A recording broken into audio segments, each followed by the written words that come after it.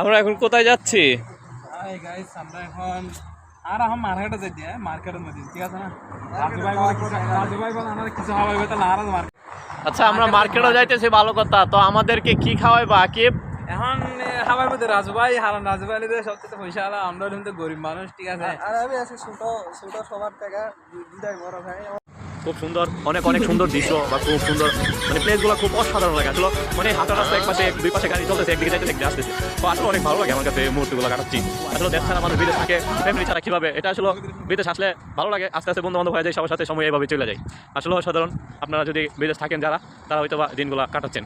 আর যারা দেশে আছেন ভাবতেছেন যে বিদেশ গিয়ে কীভাবে থাকবেন, সব কিছু ভাই সময়ের সাথে সব কিছু মিলা যায়, ঠিক আছে।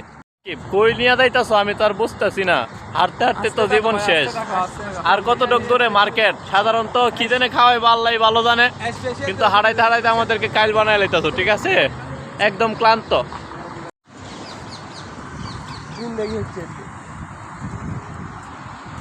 হ্যালো ভিউয়ার্স, অবশেষে আমরা মার্কেটে চলে আসলাম। তো মার্কেটে আসার পরে একজনকে জিজ্ঞেস করতেছি কি নেওয়া যায়। তো এখন লাস্ট মুহূর্তে এই জিনিসগুলো নিল, চিপস, তারপরে মোটামুটি আরও অনেকগুলা। তো একটু পরে পরে আমার চিটাঙ্গা বন্ধু তো সুন্দর মাইয়া দীক্ষা, ঠিক আছে, বারবার তাকায় দেখে, ঠিক আছে। ওই মাইয়া যখন হাতে আইসক্রিম দিছি তো বন্ধুটি থ্যাংক ইউ বলছে, তো আমিও সাথে থ্যাংক ইউ বলে দিলাম। এই যে আপনারা দেখেন কি পরিস্থিতি, ঠিক আছে। এত দূর রাস্তা হাঁটাই না সাধারণত একটা আইসক্রিম। গায়েস, আপনাদের কাছে আমার বিচার রইলো, ঠিক আছে। এই বিচারটা আপনাদের কাছে থাকলো।